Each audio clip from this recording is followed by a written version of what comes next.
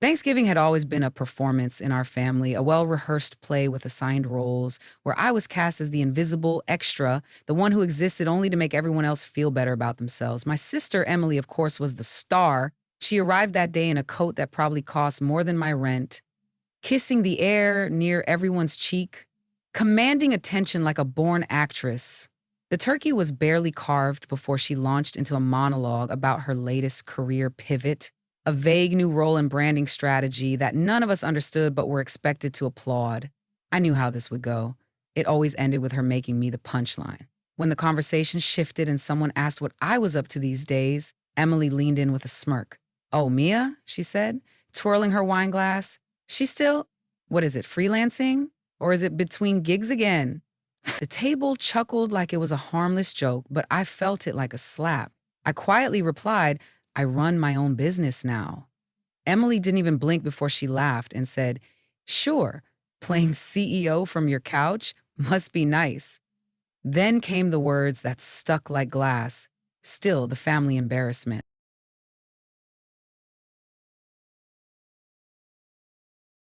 The worst part wasn't the comment. It was the silence that followed. No one said a word, not mom, not dad, not even Aunt Lisa, who used to call me her little genius when I was 10. They just kept eating, avoiding eye contact, pretending not to notice the cruelty that had just been served along with the stuffing. I excused myself early, told them I had a virtual meeting with a client overseas, which was a lie. The truth was, I couldn't sit there 1 second longer, not after Emily humiliated me in front of the people who were supposed to love me the most.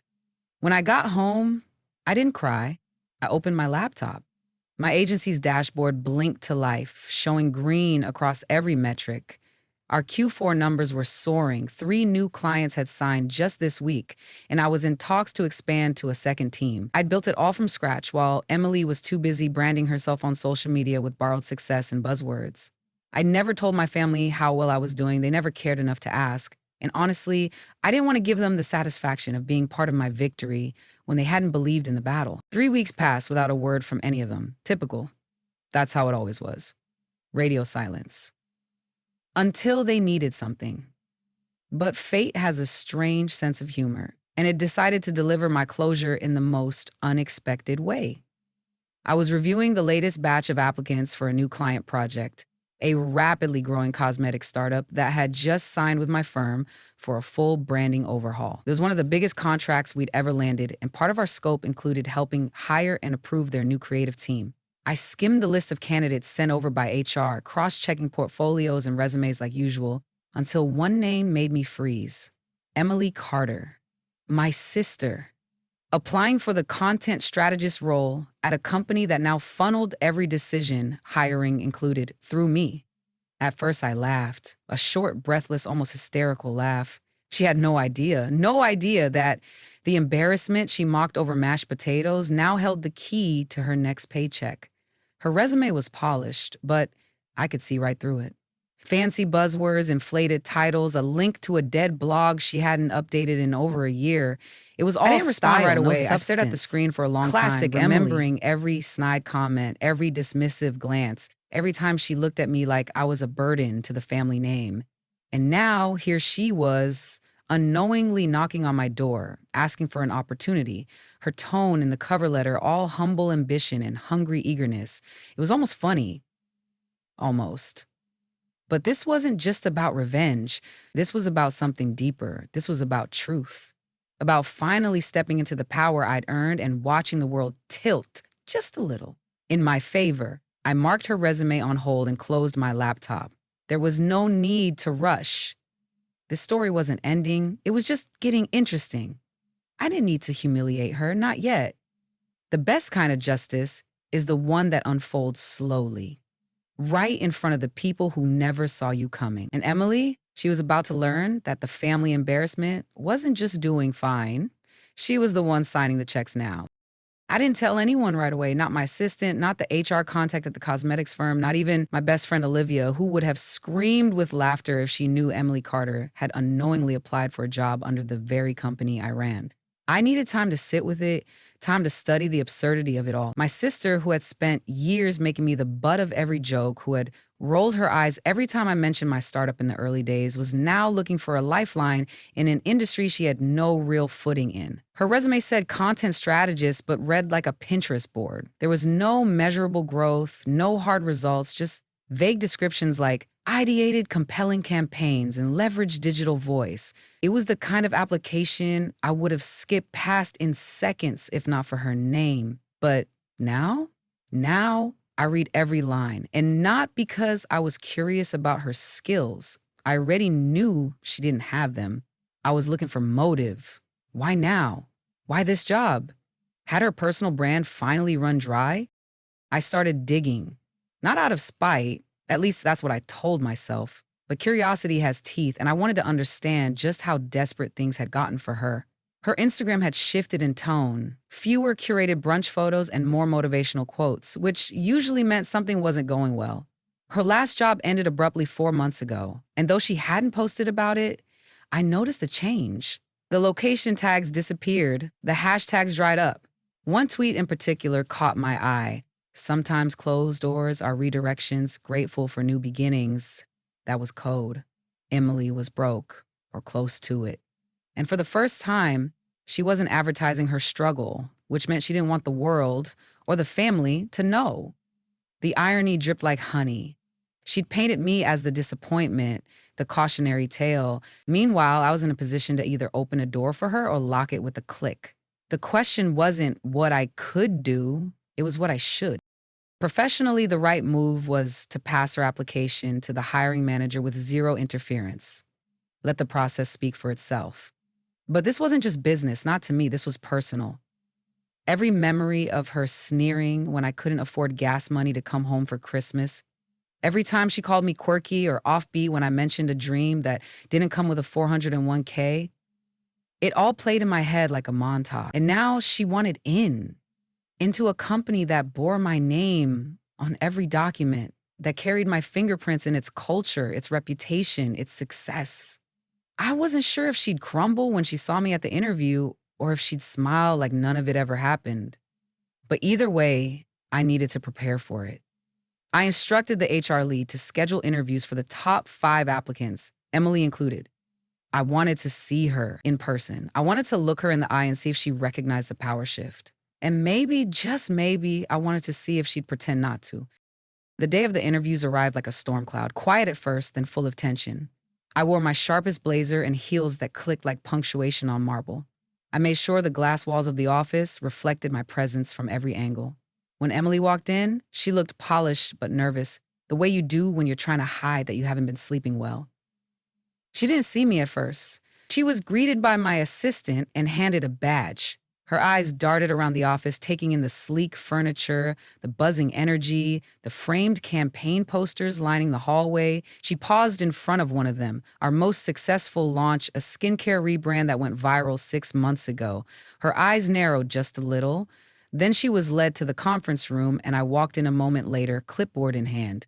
She turned and froze. "Mia," she said, blinking, what are you doing here?" I smiled, professional, poised. "Welcome to your interview, Emily. I'll be sitting in as the final evaluator today." She laughed, but it was the wrong kind of laugh. Tight, confused, a little panicked. I gestured for her to sit. The room felt colder than before. It had begun. Emily sat across from me with a tight smile plastered on her face, fingers laced carefully in her lap like she was trying to hold herself together by the nails. The silence between us stretched long and awkward. She looked like she couldn't decide whether to be offended, embarrassed, or just confused. I leaned back in my chair and studied her with professional detachment, the way I would any other candidate, only this one had spent the last decade tearing me down one family gathering at a time. I clicked my pen and glanced at the printed resume in front of me. Her bullet points stared back at me, full of fluff and little else. "Let's begin," I said calmly. "Walk me through your experience leading a brand transformation from start to finish, one that resulted in measurable growth." She blinked, clearly caught off guard by how fast I was cutting through her preamble. Sure," she started, stammering slightly. Well, in my last role, I collaborated with the creative team to, no, I interrupted gently, not collaborate, lead. The question was about you leading the transformation alone. The air shifted. She wasn't ready for this version of me, the version who didn't shrink. She fumbled through a reworded answer, this time padding it with vague references to team brainstorming sessions and campaign visioning. I let her talk, nodding occasionally, but I didn't write anything down. I already knew what I needed to know. This wasn't about hiring the right person anymore. This was about setting the record straight, not through revenge, but through truth. When she finished, I paused for effect. Thanks, I said. Let's pivot to another question. Can you explain a time you had to resolve a branding misalignment between a client's vision and the data? Her mouth opened slightly, but no sound came out for a moment. I waited. She looked toward the glass wall, avoiding my eyes, then glanced back like she was trying to recall some buzzword she once heard in a webinar. That's a really good question, she said, finally buying time. I leaned forward. Emily, I said gently, this role is strategic and demanding. It requires a deep understanding of conversion metrics, behavioral insights, and customer journey mapping. Your portfolio doesn't show that. Tell me honestly, do you think you're qualified for this role? She stared at me, cheeks flushing. You're enjoying this, she said quietly. No, I replied, voice steady. I'm doing my job, something I've worked very hard to earn. She looked away again, her lips tight. I could see the crack forming. This wasn't the game she was used to playing. In our family, she controlled the narrative. She was a successful one, the golden child, the one whose achievements were always measured in applause and whose failures were quietly forgiven. I was the ghost. But here, the script was flipped. She was sitting in my office under my scrutiny, trying to prove herself in a world where merit actually mattered. And it was swallowing her whole. I gave her a few more softball questions, just enough to let her breathe. But the tone of the room had changed. The confidence she walked in with was draining fast, replaced by a fragile awareness that the job she thought would be her fresh start was slipping through her fingers. I ended the interview by standing first. She didn't. Thanks for your time, I said. We'll follow up with next steps. She blinked at me again, then finally stood and nodded. Mia, she started to say, her voice unsure, but I didn't give her a chance to finish. I opened the door. My assistant was waiting. Emily walked out without another word. I stayed in the room for a while after she left, letting the silence settle around me. It wasn't triumph I felt, it was something colder, something sobering. I hadn't humiliated her. I hadn't needed to. Reality had done it for me. She had walked into this interview expecting control, and she left stripped of every illusion she had ever clung to about who I was. I wasn't the joke at the table anymore. I was the person who built something real while she was chasing image. My assistant returned with notes from the other interviews, but I waved them off for the moment. I needed space to think. I knew Emily would be waiting to hear from HR. I also knew she'd never forget the look on my face during that interview. Not because I was cruel, but because I wasn't. I had been fair. And that, more than anything, would haunt her. She didn't just face rejection, she faced the version of me she never believed existed. And soon she'd realize that not only did I exist, I was thriving. I wasn't sure if I'd reject her yet. I wanted her to sit with the uncertainty, let it marinate, because the fallout hadn't even started. 2 days passed before I got the first message. Not from Emily, of course. She wouldn't dare reach out first. It was Mom. Her text was short, passive-aggressive in that way only mothers have mastered. Emily mentioned you saw each other at some interview. Strange. You didn't say anything. I stared at the message, thumb hovering over the keyboard, unsure whether to ignore it or respond with the kind of blunt honesty that would only escalate things. Instead, I typed back, wasn't my place. She applied like everyone else. I didn't get a reply. Of course I didn't. This family had always treated me like I owed them an explanation for my existence, but never felt they owed me basic respect. I knew what was happening behind the scenes. Emily had gone home rattled. Maybe she tried to spin it, tell them I'd ambushed her, or acted cold, or sabotaged her chances. I could almost hear her voice pitching itself just enough to sound like a victim. She'd never admit she showed up unprepared, and they'd believe her because that was easier than admitting the daughter they'd once written off had built something powerful without them. Later that evening, I reviewed the final hiring recommendations from the creative director at the cosmetics firm. Emily wasn't on the short list. She didn't even make it into the top 3. Her feedback was unremarkable, lacked specificity, limited strategic experience, vague understanding of data metrics. Professional and honest. If I'd been anyone else, she would have made it past the first screening. The only reason she even got to the interview round was because I let it happen. I hadn't set her up to fail. I'd given her the chance to prove herself. And she didn't. That truth sat with me heavily, not because I felt guilty, but because I knew what came next. Rejection. Not the silent kind either, the kind that arrived in the form of a polite email copied to my team with zero room for spin.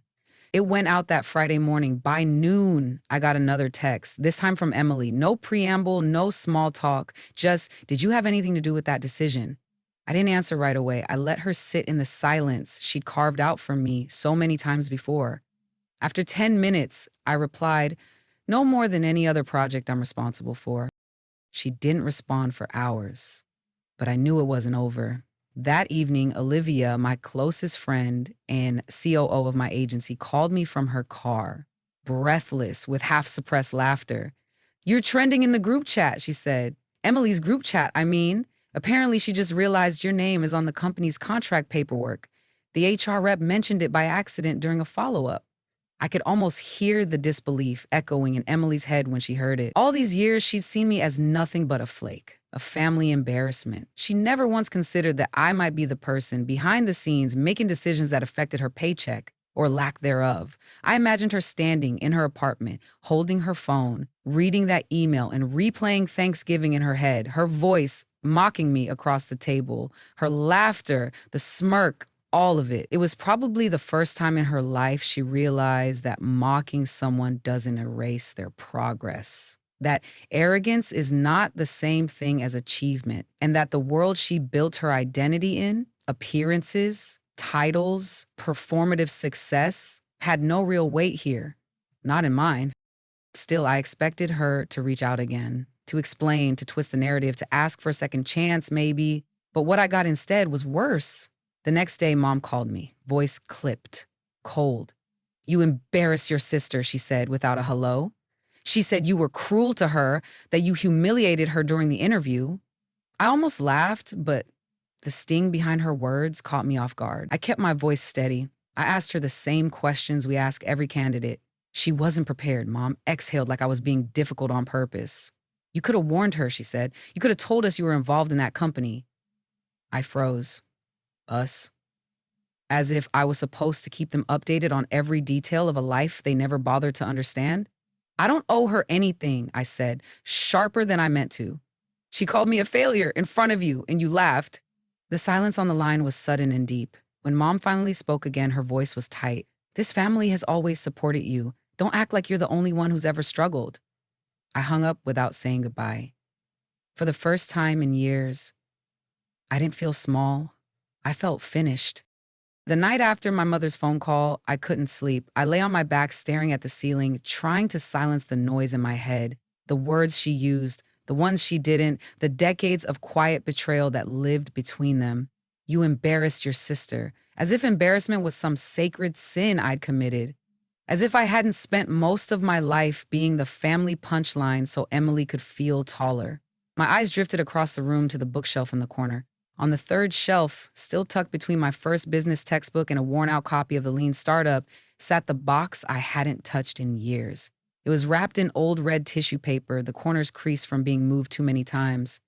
I stood, grabbed it, and sat back down on the edge of the bed. Slowly, I peeled it open.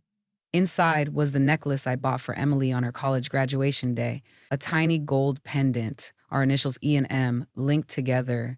I had spent 2 weeks' pay on it. I never gave it to her. She called me pathetic the day I showed up late to her ceremony, even though I'd left work early and taken 2 buses to get there. She never knew I was outside the whole time. I remembered standing by the exit doors, clutching the gift in both hands, watching her from a distance as she posed for pictures in her cap and gown. She looked radiant, like she belonged in some glossy magazine ad for ambition. I never expected her to see me, but when she did, when our eyes finally met, she turned her head like she didn't recognize me. Later that night, she told our parents, I'd ruined her day. Said I made it about myself by showing up uninvited and underdressed. Mom and Dad agreed it was probably best if I gave her space. So I did, for years. That necklace stayed in the box through every move, every heartbreak, every tiny win I wish someone in my family would celebrate. It was a small thing, meaningless now, but looking at it made my chest ache. I wasn't bitter about the rejection, not anymore. I was bitter about the rewriting, about how she got to play the lead in every story, even the ones that happened to me. And now, with one email and one missed opportunity, the mask was cracking. But instead of facing herself, she had called Mom, and Mom had come running. What they never understood, what they probably never would, is that I wasn't trying to make a point. I hadn't sat across from Emily in that interview to hurt her. I'd done it to give her a fair shot. The same shot I had to fight for with no backup, no referrals, no safety net. If anything, I'd done her a kindness. She just didn't recognize it because it wasn't wrapped in applause. The next morning, I went into the office early. I needed the quiet, the space to breathe without feeling like I had to defend my own success. Olivia found me there an hour later, coffee in hand and eyebrow raised. "You okay?" she asked, dropping into the chair across from mine. I nodded, but didn't speak. She waited a moment. "You know she's probably telling everyone you used your position to punish her, right?" "I know," I said. "Let her." "If they believe that, they never really knew me." Olivia leaned back, arms crossed.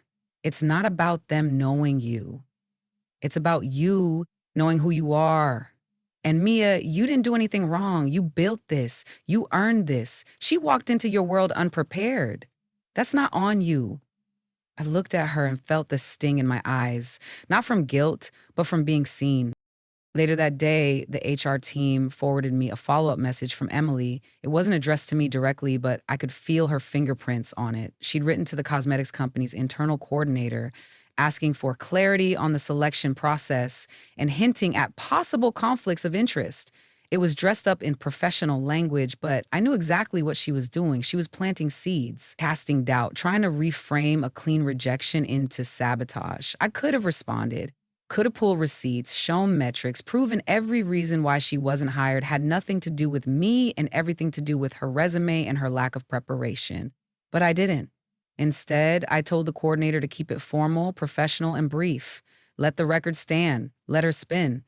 I was done, shrinking to make other people comfortable with the truth. And Emily, she could keep telling whatever story she needed to survive. But one day, maybe not soon, maybe not publicly, she'd realize that being the star of every story means nothing when you're standing in someone else's spotlight, and they earned it without stepping on you to get there.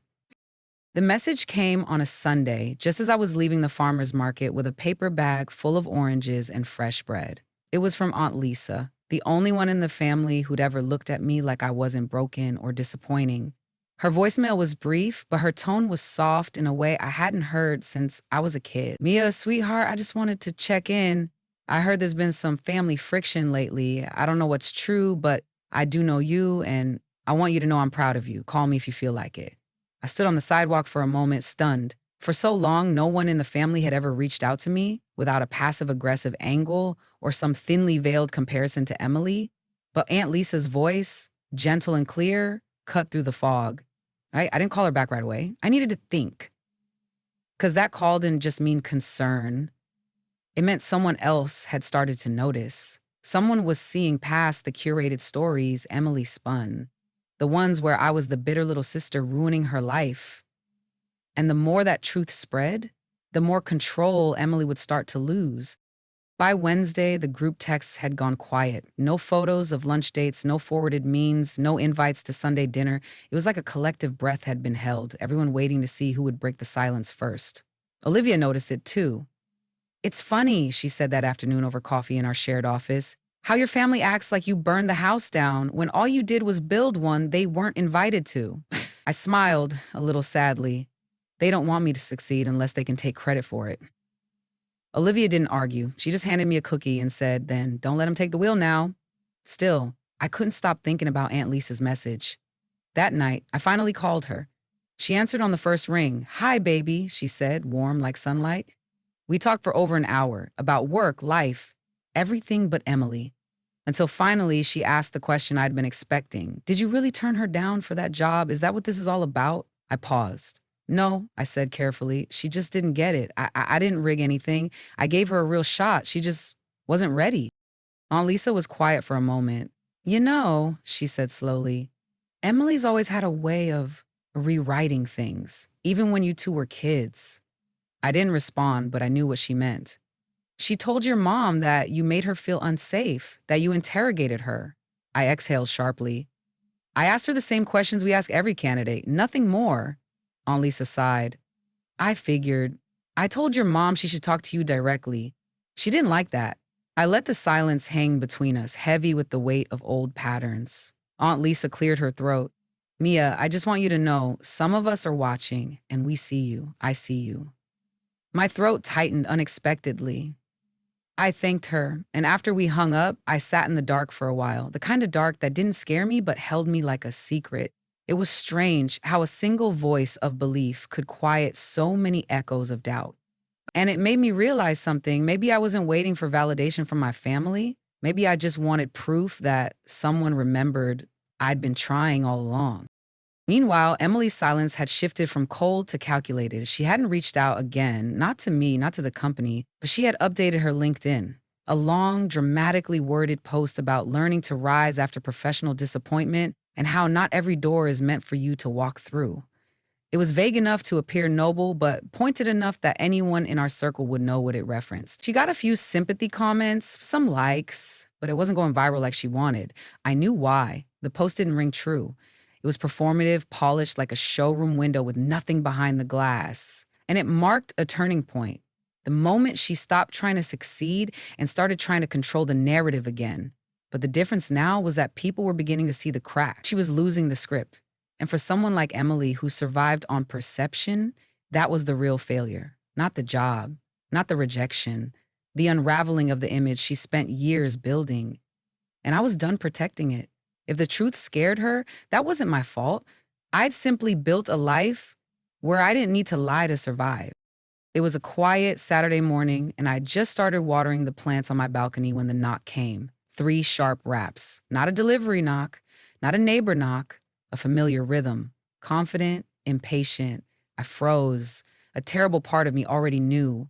I wiped my hands on my jeans, stepped to the door, and looked through the peephole. Emily. She stood there in full makeup, a fitted blazer, and an expression that was trying too hard to be unreadable. I stared at her for a moment before opening the door slowly. Can I come in? She asked, already stepping forward. I didn't answer, but I moved aside anyway. She walked in like she owned the place, which was funny considering she had never seen this apartment, never once visited, never once asked about my life beyond what she could mock. Her eyes flicked around, taking in the clean layout, the framed art, the subtle signs that I was not just surviving, but thriving. So, she said, spinning around to face me, are we going to talk about what happened, or do you still think ghosting me is professional? I raised an eyebrow. You weren't ghosted, you were evaluated, just like everyone else. She scoffed, arms crossing. Oh, come on, Mia. Don't pretend this wasn't personal. You had every opportunity to steer that decision in my favor, and you didn't. Her voice rose slightly, not quite yelling, but loud enough to pierce the calm of the room. I walked to the kitchen and poured myself a glass of water. You applied for a role you weren't qualified for. That's not personal. That's business. She laughed bitterly. Oh, please. You've been waiting for this moment for years, to finally have power, to finally make me pay for what? Being more successful than you? I turned slowly, the glass still in my hand. Emily, you've been more visible than me. That's not the same as being successful. Her jaw clenched. You humiliated me? I set the glass down. No, you humiliated yourself. The second you walked into that interview without knowing who you were sitting across from, the second you assumed that the girl you used to mock hadn't grown into someone who could actually hold you accountable. For the first time, her eyes dropped, her shoulders slumped just slightly, but then she pulled herself upright again, as if she couldn't bear the weight of being wrong. She took a slow breath and softened her tone like she was shifting gears. Look, she said, maybe I wasn't prepared, fine, but you didn't have to let it go that far. You could have warned me. You could have given me a heads up. I leaned against the counter, arms folded. Why? So you could rehearse a version of yourself you thought I wanted to see? No, Emily, I gave you the same shot I give everyone else. And you failed. That's not on me. Her eyes darted to the side, blinking hard, like she wasn't used to anyone holding the line. Do you have any idea how hard things have been? She said suddenly, her voice cracking. I've been out of work for months. I'm behind on rent, my savings are gone, and I've had to pretend to everyone that everything's fine because if I don't, I'm nothing.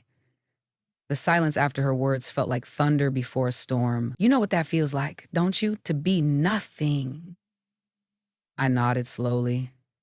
I used to, until I stopped chasing their approval and built something that didn't need it.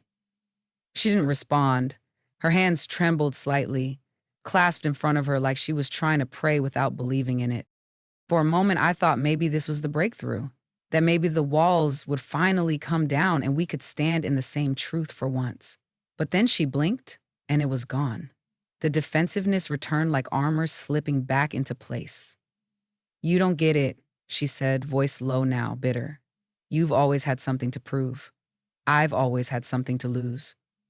I looked at her for a long time, and for the first time in our lives, I didn't envy her. I pitied her, because in her mind, my growth would always be a threat, not a lesson. You can stay for lunch if you want, I said finally, my voice calm, but I'm not going to apologize for being where I am, not anymore. She looked at me, eyes wide with something like confusion, like she couldn't believe I wasn't bending. Then, without a word, she turned and walked to the door. I don't need your pity, she said, not turning around. I needed a sister. I let that sit in the air as the door shut behind her, and for the first time in years, I didn't follow her. I let her go. The silence after she left felt different this time, less like absence, more like aftermath. I stood in the same spot for a while, staring at the door, her last words still echoing in my head. I needed a sister. The thing was, I had tried to be that. For years, I had swallowed insults, absorbed blame, ignored slights, and kept showing up, hoping that maybe one day she'd see me as something other than a mirror she was afraid to look into. But the moment she didn't get what she wanted from me, I became the villain. Not because I wronged her, but because I didn't bend to her version of the story. I spent the rest of the afternoon in a haze. Emails unanswered, Slack messages ignored. Even Olivia, who usually picked up on my mood like radar, didn't press. She just dropped off a latte at my desk with a post-it that said, "Still here." And for once, that was enough. By evening, I sat in my kitchen with a notebook open and a pen hovering uselessly above the page. I'd planned to work through strategy outlines for our next client launch, but the thoughts wouldn't come. All I could think about was how deeply Emily had weaponized the word sister, and how unfair it was that she only used it when she was losing. The next morning, there was another message waiting for me, not from Emily, she was quiet again, but from Mom. A long email, written in the clipped tone of someone trying to sound reasonable while still reminding you you've disappointed them. I wish you girls could find common ground, it began. Emily's hurting. She made mistakes, yes, but family is supposed to forgive. You've always been the smart one. Can't you be the bigger person this time? That sentence stopped me cold. You've always been the smart one. It wasn't a compliment. It was a request for compliance. Be the smart one. Be the reasonable one. Be the sister who bends. What she was really saying was, you're strong enough to swallow this, so why won't you? I closed the email without responding. I knew how this would go. If I forgave Emily, the past would be erased again. The insults, the manipulation, the entitlement, all forgotten because she finally showed weakness. But it wasn't weakness I needed to see. It was responsibility. And from what I'd seen at my door yesterday, Emily wasn't ready to carry that. She still wanted the role of the wounded star, even as the audience began to turn their heads. 2 days later, Olivia called me into her office with a look I couldn't quite read. She spun her laptop toward me. I thought you should see this, she said. It was an article, small, tucked into a niche business blog, but the headline made my blood still. When Nepotism Backfires, a cautionary tale from a startup interview gone viral. I scanned the piece. Anonymous, but pointed. A story about a failed interview at a rising firm where the interviewer allegedly used her position to humiliate a relative. The language was vague but unmistakable. Emily. She hadn't used names, but she'd found someone to tell her story for her, a new narrative, where she was the brave, aspiring candidate crushed under the boot of a jealous sibling. Olivia watched me as I read, but didn't say a word. When I looked up, I said quietly, "Do you think people will believe it?" She shrugged. "It doesn't matter. Anyone that knows you won't, and anyone that does, you don't owe them your side." Still, I felt something twist inside me. I hadn't fought back when she embarrassed me at Thanksgiving. I hadn't retaliated when she failed the interview. I hadn't leaked emails or defended myself online. But now, she was taking shots in public, and I wasn't sure silence was enough anymore. That night, I opened a draft of a post I had written weeks ago but never published. It was honest, raw, and personal. It talked about what it's like to be underestimated by the people who raised you, about how success isn't always visible, and sometimes the people calling you a failure are only doing so because they've never met the version of you that doesn't need their approval. I edited it slightly, added a quiet sentence at the end. Sometimes the loudest voices in your life don't speak truth, they speak fear, and that fear is not yours to carry. Then I hit publish. No names, no accusations, just truth, my truth. Within an hour, the comments started rolling in. Former colleagues, clients, friends, strangers.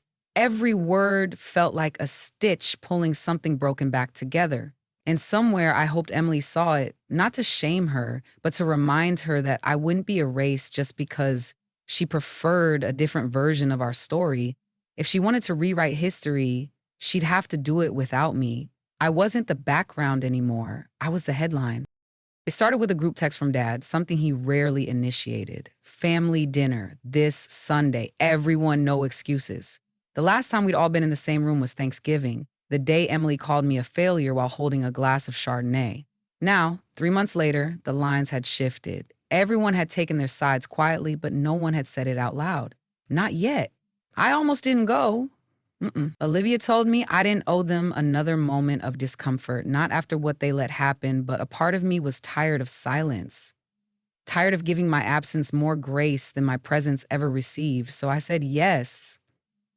When I walked into the house, our childhood home, where every corner still echoed with who we used to be, Emily was already there. She sat on the couch next to Mom, arms crossed, gaze hard.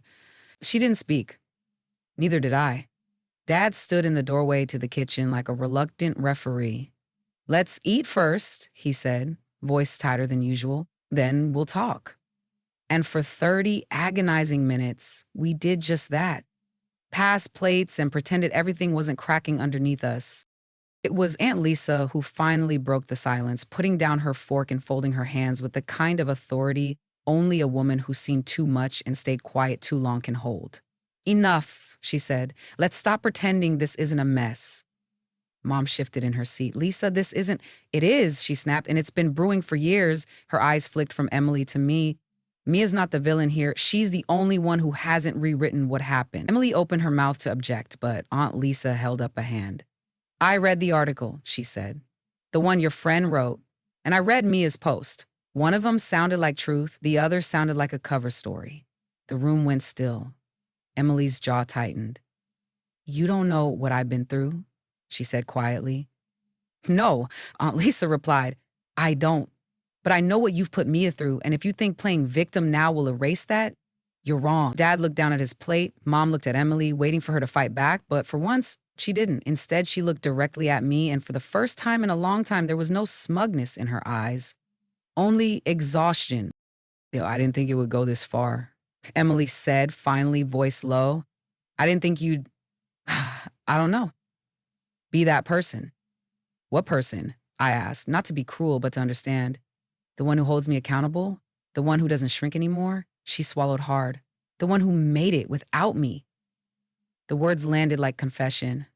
Quiet, bare, and in that moment, I understood something I hadn't before. Emily hadn't just resented my success. She had counted on my failure. It had become part of her identity, the comparison, the certainty that at least one of us was losing.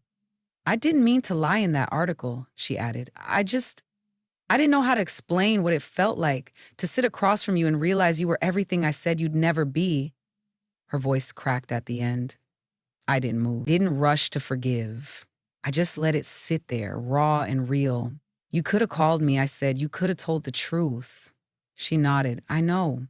But if I had, I'd have to admit that the failure wasn't you, it was me. That was when Mom finally spoke. You girls don't have to tear each other down anymore, she said, as if it were that simple. But it wasn't. Later, when the table had cleared and the awkward goodbyes were mumbled, Emily stopped me at the front door. Her voice was quieter now, less defensive. I'm sorry, she said, not just for the article, for all of it. For Thanksgiving, for that day at graduation, for every time I laughed at you just so I didn't have to look at myself. I didn't cry. I didn't hug her. But I nodded, because that apology was a start. Not a fix, but a beginning. You don't have to prove anything to me, I said. Just stop lying about who you are, especially to yourself. She gave a faint smile, sad and unsure. I don't know who that is yet, she said. Then maybe it's time you find out, I replied. And with that, I walked to my car under the weight of a dozen unspoken years and one step forward. Maybe we'd never be the sisters people imagined. Maybe the damage was too layered. But in that moment, there was something like truth between us. Not clean, not complete, but real. And for the first time in a long time, it was enough. 2 weeks passed without a word from Emily. No texts, no calls, no cryptic social media posts trying to reshape the narrative. And for once, the silence didn't feel like avoidance. It felt like space. Honest, earned space. I filled it the way I always had, with work. The new campaign for the tech client was launching, my team was expanding, and I was in talks to open a satellite office in Austin. Olivia kept me laughing through late nights and pitch rehearsals, and for the first time in a long time, my life felt like it belonged entirely to me. No lingering comparisons, no need to explain, and yet, some days, when I sat in my office and the sunlight hit the floor just right, I thought about her, about the weight she'd carried for years, even if it was of her own design. I didn't hate her. I just finally stopped needing her to approve of who I'd become. The family group chats slowly resumed. Lighter, more neutral. Mom forwarded recipes again. Dad sent blurry dog memes. And Aunt Lisa, true to form, sent me flowers with a card that read, "Some roots take longer to bloom. You were always going to outgrow their expectations." The real moment, though, came on an ordinary Monday morning. My inbox pinged with a routine approval request from the cosmetic startup, the same company Emily had interviewed for, the same one where she had nearly rewritten history. They'd onboarded a new wave of hires for a different department, and as part of the final contract, the finance department had added new payroll records for external consultants. My job was to sign off. It was muscle memory by now. Scan, approve, forward. But then I saw the name, Emily Carter, listed as a short-term content contractor, not full-time, not strategic, but something. My hand hovered over the trackpad. She hadn't told me. I wasn't sure if she even knew this phase of hiring passed through me. It was likely a referral from someone else, someone who didn't know the story, or maybe someone who finally believed in giving her a second chance, but on terms she'd have to earn. I looked at her pay stub, the hours logged. Modest, respectable, unremarkable. And there it was at the bottom of the document. Approved by Mia Carter, principal consultant. I stared at it longer than I should have, not because it shocked me, but because it didn't. There was no power rush, no smug smile, just the quiet knowledge that the circle had finally closed. All this time, she had called me the family embarrassment. She had laughed, rolled her eyes, painted me as the shadow in her spotlight, and now, here I was, not holding her back, not pushing her down, but quietly holding the pen that signed her paycheck. My name, once said with a smirk, was now a signature that unlocked her rent, her groceries, her next step. And she didn't even know. That was the part that stuck with me most, because it meant I didn't need to gloat. I didn't need to expose the irony. I could simply hit approved and move on with my day. And so I did. With one click, I approved the payment and closed the document. No dramatic reveal, no confrontation, just truth, delivered cleanly, quietly, and undeniably, the kind she couldn't argue with, the kind that didn't need a headline. That evening, I sat on my balcony again, this time with a glass of wine and my laptop closed. The city pulsed gently below me. Somewhere out there, Emily was probably typing away on her assignment, unaware that her name had passed through mine. And maybe one day she'd realize it, Maybe one day she'd open a statement or a contract or a client brief and see it, my name attached to hers in a way that didn't punish, but proved. But by then it wouldn't matter because I'd already let go. I didn't need her validation. I didn't need the apology on a stage or the acknowledgement in front of our parents. I had built something real, something solid, and I had done it while everyone was too busy watching someone else shine. The girl they once ignored, mocked, and pitied was now the one quietly shaping outcomes. That wasn't revenge. That was power. But more than that, it was peace. The kind that comes when you realize you were never the embarrassment. You were just the lesson they weren't ready to learn. Until now, if you've ever been underestimated by the people who were supposed to lift you up, if you've ever been called a failure while quietly building something no one saw coming, then you already know. You don't need revenge, you need receipts. And sometimes the best payback is success they have to live with. If stories like this hit close to home, don't forget to hit subscribe. There's a lot more where this came from: real drama, quiet power, and endings that leave a mark. Tap the bell icon so you never miss the moment they realize you were never the problem, you were the proof.